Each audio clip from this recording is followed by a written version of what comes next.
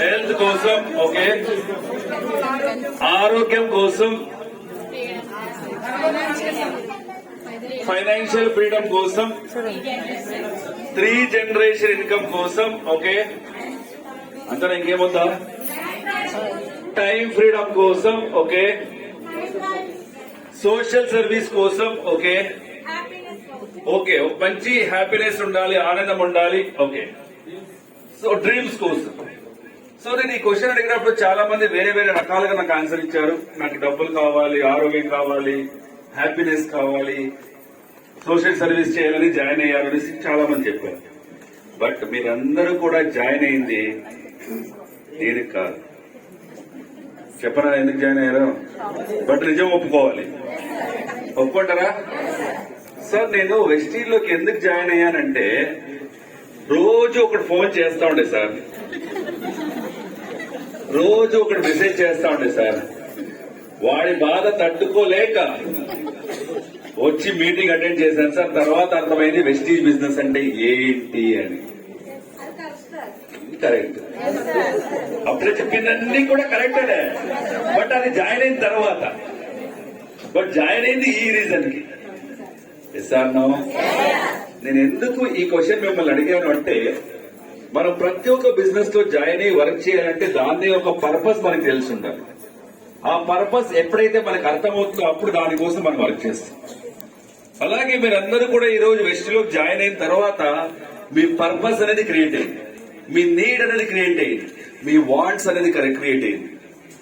So ఎందుకు మనం ఇవన్నీ కూడా నేర్చుకోవాలి అంటే, అప్పుడే మల్లినాథ్ సార్ చెప్పారు, ఒక పర్సన్ దగ్గరికి వెళ్లి మనము ప్రెజెంటేషన్ ఇచ్చేటప్పుడు ఆ పర్సన్ కి ఏమి ఎక్స్పెక్ట్ చేస్తున్నాడో దాని ప్రకారం మనం ఆన్సర్ ఇవ్వాలి.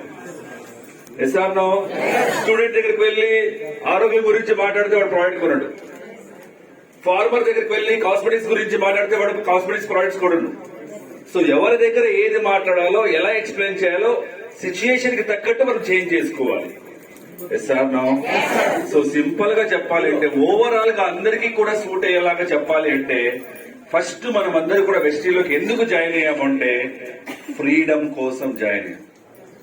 ఫ్రీడమ్ అంటే ఏంటి? స్వేచ్ఛ, స్వాతంత్రం అని చెప్తాం. భారతదేశానికి స్వాతంత్రం ఎప్పుడు వచ్చింది? 1947 ఆగస్ట్ 15th వచ్చింది.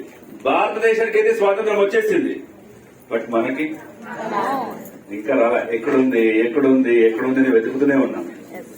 ఆ వెతుకుతున్న స్వాతంత్రం ఏంటి అంటే టైం ఫ్రీడమ్, మనీ ఫ్రీడమ్. ఎవరితో వర్క్ చేయాలని నేనే డిసైడ్ చేసుకోవాలి, ఏ ప్లేస్ లో వర్క్ చేయాలని నేనే డిసైడ్ చేసుకోవాలి, ఏ టైంలో వర్క్ చేయాలని నేనే డిసైడ్ చేసుకోవాలి, ఎంత సంపాదించాలి అని నేనే డిసైడ్ చేసుకోవాలి. ఈ పాయింట్స్ కోసం ఈ రోజు మనమందరూ కూడా వెస్టీజ్ కంపెనీలో జాయిన్ అయ్యాము. బయట వాళ్ళు జాయిన్ అవ్వాలి. Yes or no? ఇది first point.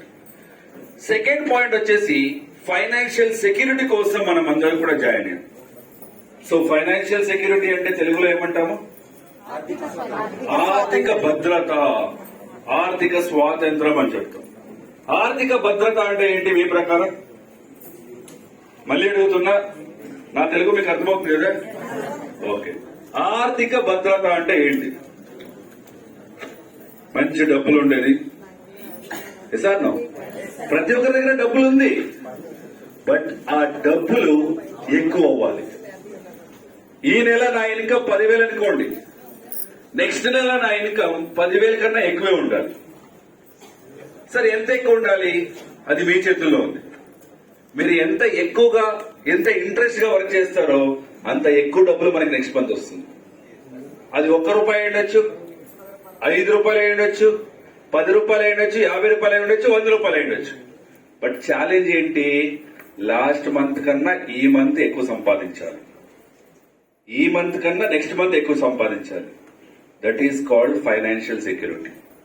Yes or no? ఇది ఫస్ట్ పాయింట్. సెకండ్ పాయింట్ వచ్చేసి, రేపటి రోజు మన లైఫ్ లో ఏదైనా అన్ఎక్స్పెక్టెడ్ గా ఫైనాన్షియల్ ప్రాబ్లము, ఫ్యామిలీ ప్రాబ్లం వచ్చిందనుకోండి, ఆ ప్రాబ్లం ని సాల్వ్ చేసేంత డబ్బులు మన దగ్గర ఎప్పుడైతే ఉంటుందో అప్పుడు మనం ఫైనాన్షియలీ సెక్యూర్డ్ ఉన్నాము అని అర్థం. ఇస్తాను. దాంతో పాటు ఇప్పుడు చాలా మంది 3 జనరేషన్ ఇన్కమ్ అన్నారు. 3 జనరేషన్ ఇన్కమ్ అంటే ఏంటి? అదే చెప్తారు కదా కొంతమంది, సార్ వాడి దగ్గరున్న ఆస్తి 3 తరాలు తిన్నా తరగదు సార్. ఆ 3 తరాల ఆస్తి గురించి నేను ఇక్కడ మాట్లాడట్లేదు.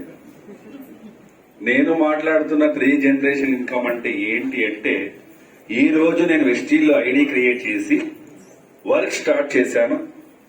ఒక 5 years 10 years బాగా వర్క్ చేశాను. ఒక పెద్ద టీం అయింది.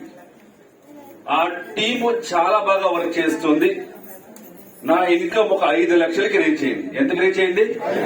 నెలకి. సో నేనేం చేశాను, అర్లీ రిటైర్మెంట్ తీసుకుందామని నా ఐడిని నా పిల్లలకి ట్రాన్స్ఫర్ చేశాను. సో ఇప్పుడు చెప్పండి, నా పిల్లల ఇన్కమ్ 5 లక్షల నుంచి స్టార్ట్ అవుతుందా, 0 నుంచి స్టార్ట్ అవుతుంది?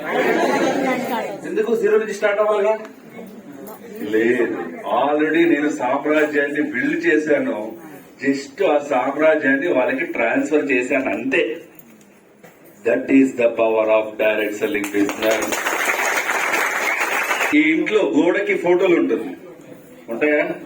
ఎవరి ఫోటోలు ఉంటుంది? దేవుడిది కాకుండా చెప్పండి. ఎవరైతే చనిపోయారో వాళ్ళ ఫోటోలు ఉంటుంది. Yes or no? ఇప్పుడు నా క్వశ్చన్ ఏంటి అంటే, ఎంతమంది రోజు ఆ ఫోటోల్ని చూస్తారు? రోజు చూసే వాళ్ళు మాత్రమే చేయొద్దండి. నిజం మాత్రం చెప్పాలి, అబద్ధం చెప్పకూడదు. Okay, thank you. మనం ఎందుకు ఆ ఫోటోలు చూస్తామనేసి నా దగ్గర 2 రీజన్స్ ఉన్నాయి. ఒప్పుకుంటారా? ఆ 2 రీజన్స్ ఏంటంటే, ఫస్ట్ రీజన్, ఆ ఫోటోలో ఉన్న వాళ్ళు మీకు మంచి ఆస్తి ఇచ్చి చనిపోయారు. రోజు చూస్తాను లేదా? చూడడం ఒకటే కాదు, దండేసి దండ పెట్టి రోజు పూజ చేస్తుంది. అవునంటారా కాదంటారా? ఆస్తి ఇవ్వకపోయినా కూడా రోజు చూస్తాం. దేనికి? నేను చెప్పలే, మీరే చెప్పేసి తిట్టుకోవడానికి. కొంతమంది ఆ తిట్టుకునేది వింటే చెవులో రక్తం వస్తుంది. అది ఎలా మాట్లాడతారంటే, ఆ రోజు ఆ బైపాస్ దగ్గర ఉన్న 10 ఎకరాలు అమ్మకపోయి ఉంటే ఈ రోజు నా ఆస్తి 10 కోట్లు. ఆ రోజు ఆ బస్ స్టాండ్ పక్కన ఉన్న షాప్ అమ్మకపోయి ఉంటే ఈ రోజు నా ఆస్తి 50 లక్షలు, 1 కోటి రూపాయలు అని చెప్తుంది. Yes or no? చిన్నప్పుడు మన తాత పొలంలో పెంచుకొని వెళ్ళేటప్పుడు చెప్పేవాడు, మనది ఇక్కడి నుండి అక్కడి దాకా మనదే ఉండింది, ఇప్పుడు లేదు. అప్పుడు మనకి ఎక్కడో మండుతుంది. Yes or no? నేను ఎందుకు ఈ ఎగ్జాంపుల్ చెప్తున్నానంటే, చాలా మంది ఎలా ఆలోచిస్తారంటే, నా తాత ఆస్తి ఇవ్వలేదు, మా నాన్న ఆస్తి ఇవ్వలేదు అని చాలా మంది తిట్టుకుంటూ ఉంటారు.